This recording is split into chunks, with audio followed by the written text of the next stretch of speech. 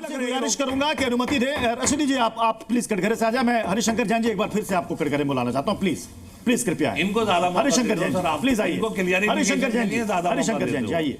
चूंकि अभी साजिद अर्शिदी जी ने कई सारे यहां पर जवाब और इन्होंने कहा कि कोई एविडेंस हो जो लाया जाए। ये कह रहे हैं कई सारे मामले सामने आए, इन्होंने 3-4 उदाहरण भी दिए जहां पर ये बता रहे हैं कि वहां के कुछ लोगों का कहना है ये जो 46 साल कहा जा रहा है ऐसा है नहीं। 2006 तक आखिरी बार वहां पर पूजा हुई और खुद हिंदुओं ने वहां पर ताला लगाया। देखिए अभी भी चाबी उनके पास जी। झूठ पर पर्दा डालना कोई लोग से मैं क्लिपिंग दिखा दूं आपको। टोटल झूठ का पुलिस लाइन के पास आप एक एफआईआर मंगवा दो बस। आप व्हाट्सएप पे एक एफआईआर मंगवाओ मुसलमानों की तरफ से। अरे मंगवा लो, आप तो संभल के रहने वाले हो, आप संभल के रहने वाले मंगाओ। जैसे ये लेके आए आप भी मंगाओ, आप तो संभल के रहने वाले हो।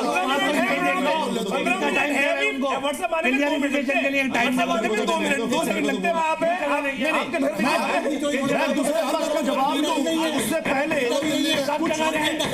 के और बयान हमारे सामने एक बार सुन लेते हैं प्लीज। लेके जो बयान नखासा क्षेत्र में काफी ज्यादा पब्लिक जो है इकट्ठी होकर और उन्होंने जो लोग हिंदू लोग जो थे घिरे हुए थे उन लोगों को बनवारी लाल जी की फड़ के पास में सब्जी मंडी एरिया में जो लोग सब्जी खरीदने सुबह का टाइम होता है, पब्लिक बहुत होती है, तो उन लोगों को वहीं घेर लिया गया और वहीं जो है जिंदा जला दिया गया। यही मन लगता था कि किसी बच्चे को जहाँ की सब्जी लेने भी कोई नहीं जाता था। सब्जी वाले मंडी में भी कोई सब्जी वाले नहीं बैठते थे, कोई हिंदू वाले। खाता ऐसे ही कैसे से ब्रेड ले लिया, कहीं किसी गली में चले गए, वहां पे दुकानें थी गलियों में, वहां से खरीदारी कर ली, इस तरह से काटा। असादी साहब, कई पीड़ित ये कह रहे हैं कि बनवारी लाल, इनका नाम बार बार आ रहा है, ये वो थे जिन्होंने कई लोगों को मदद की, कई लोगों की आर्थिक मदद भी करते थे, लेकिन दंगे वाले दिन इनको भी बेरहमी से मार दिया गया। काट के और 24 लोगों को, 24 हिंदुओं को वहां पर जला दिया गया। कई ऐसे बयान सामने आए हैं, सारे बयान मेल खाते हैं। असादी साहब कह दीजिए ये भी झूठ है। देखिए इतना प्यार था संबल में, इतनी मोहब्बत थी।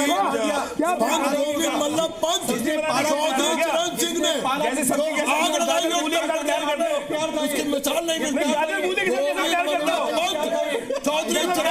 मुर्गी की टांग के साथ जैसे मुर्गी की टांग के साथ प्यार करते हो, बकरी पालते हो, बकरी को पालते हो, जैसे उसको हलाल करते हो उसको, ऐसे ही प्यार था। अरे ये प्यार था बकरी के साथ, जैसे बकरी को पालते हो उसको बड़ा करते हो, उसको हलाल करते हो। एक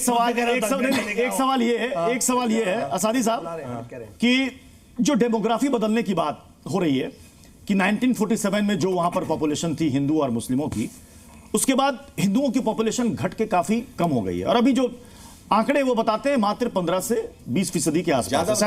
55 से 45%। नहीं, मैं अभी की बात कर रहा हूं, अभी की बात कर रहा हूं कि वो 15 से 20% के बीच में सारे हिंदू। तो ये डिक्लाइन ये क्यों हुआ? ये क्यों चले नहीं भगा देते हो? मैं मेरा सवाल भगा देते हो भाई साहब। अभी असादी साहब ने कहा था ना कि प्यार की मिसाल है, इतना प्रेम भाईचारा, तो वहां से प्यार की मिसाल के मैं अच्छा उदाहरण दिया।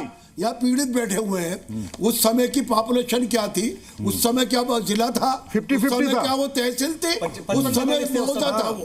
मौजा कहते हैं गांव को। गांव की आबादी में जब पढ़ा लिखा लोग आ जाते हैं और पढ़ लिख जाते हैं तो वो शहर की ओर फ्लाइंग करते हैं। वहां कोई दंगल से मुतासिर होके वहां से फ्लाइंग नहीं किया गया, वहां से हिजरत नहीं की गई है। ये कह रहे हैं हिंदुओं ने किया। अगर शहर उदाहरण दे रहे हैं, लोग ईरान से भाग के क्यों आए? हिंदू ज्यादातर जमीन थोड़ी पलायन करता है, जमीन थोड़ी पलायन करता है। अब वहाँ आलीशान कोठियां हो गई हैं। मैं पूछ रहा हूँ क्या हुआ? क्या करेगा? नहीं, आप कह रहे हैं कि हिंदुओं ने दंगे के बाद डर के माहौल में पलायन किया। वो कह रहे हैं कि शहर में रोजी रोटी की तलाश में नहीं हो सकती, नहीं हो सकती। वो सही कह रहे, भाईचारा है, भाईचारा वहाँ पे।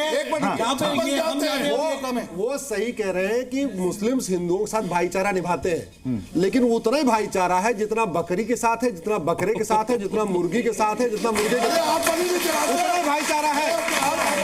जैसे पहले बकरी से प्यार करेंगे, पहले बकरी से प्यार करेंगे और फिर बकरी का क्या करते हैं? हमारे तो केवल 1400 साल से, तो तो पहले से इनका हिंदुओं से उतना प्यार है जितना मुर्गा मुर्गी बकरा बकरी से। आप तो कहते हो हम हजारों वर्ष पुराने हिंदू धर्म से वाबस्ता है। अरे 500 साल पहले बाबर ने कन्वर्ट किया, बाबर ने कन्वर्ट किया।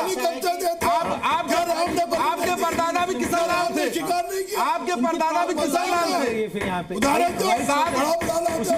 उसका जवाब ये है, देखिए मैं आपको बता दूं, ये हमारे जो भाई आए हुए हैं जी, जो ये कह रहे हैं कि अब मैं पीड़ित हूँ, मुझे लग नहीं रहा कि वो पीड़ित हैं। उनसे मौलाना ने जिक्र किया कि आप अपने एक भाई की, भतीजे की, चचा की या ताऊ की एक हमें एप्लीकेशन दीजिए। वो जब दंगा हुआ, दंगा होने के साथ साथ वो दोनों तरफ से एप्लीकेशन आई, लेकिन एप्लीकेशन आने के साथ साथ वो सबके उठा करके दे देंगे, उनसे मांगी गई। ये तो एक मिशन के तहत ये काम हो रहा है, हमें भी बता दीजिए, हम भी एक आदमी को संभल से उठा करके ले आते, आप ले आओ, नोएडा की पुलिस पूछताछ भी करेगी। इधर से सवाल लेना चाहता हूँ, 1978 संभल दंगा, क्या पीड़ितों को इंसाफ मिला, नहीं मिला? नहीं मिला, उनको इंसाफ नहीं मिला। जितने भी हिंदू को जो भी पीड़ित थे उनको इंसाफ नहीं मिला था।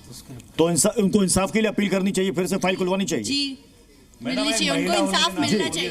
ठीक है, आप जी हाँ बताइए। सर मेरा नाम साक्षी है, और सर मैं एक बात कहना चाहूँगी, आप लोग यहाँ हिंदू मुस्लिम करने की बजाय आप लोग ये देखें कि यहाँ पे जो पीड़ित हैं, चाहे वो हिंदू हो चाहे वो मुस्लिम हो, आप उनकी सुविधा देखो। अब उनके लिए आप लड़ोगे तो ज़्यादा अच्छा लगेगा, हिंदू मुस्लिम के लिए लड़ोगे तो आप अच्छा नहीं लग रहा है बिल्कुल भी। बहुत अच्छी बात बोली है, बहुत अच्छी बात बोली आपने। चलिए अब सर अब मुकदमे की सुनवाई के बाद अब वक्त हो गया है जज साहब के फैसले का। जज साहब आपका फैसला प्लीज। किसी भी देश में दंगे फसाद होना अच्छी बात नहीं है और हिंदू मुस्लिम नहीं होना चाहिए, और कानून के तहत चलना चाहिए।